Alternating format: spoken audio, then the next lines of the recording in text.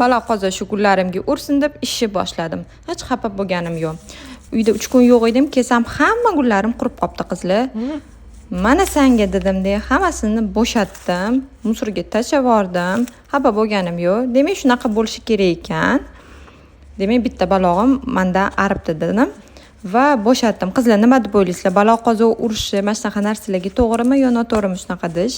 Men hech sinsa, buzilsa achinmayman. Balo qoza shunga ursin deb qo'yaman, bo'ldi. Hammasini bo'shatdim, shu joylarni yaxshilab yig'ib olishga harakat qildim. Birinchi musorlarni birinchi supurib, yig'ib tashlab yubordim.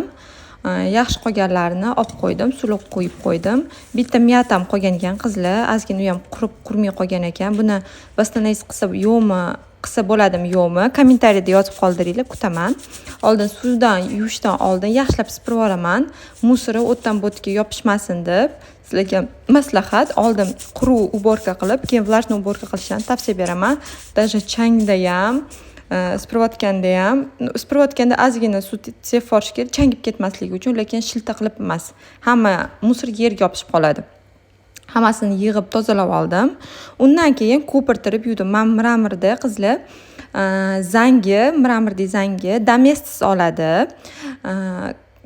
Chuqur kiri kislota tozalaydi. Qizlar, uyimda kislotam yo'q edi. Oldin gelli suvda yaxshilab yuvib oldim. Zangli joylarini domestosda yuvib oldim. Qizlar, ko'rsanglar bo'ladi. Ko'pirtirib yuvib oldim. Xudoga shukr, suvimiz bor, gelimiz bor, bitida toza bo'ladi. Faqat dangasaligim ham bor. Bir xil juda ham dangasaligim tutib qoladi. Shu narsalar qilgim kelmaydi.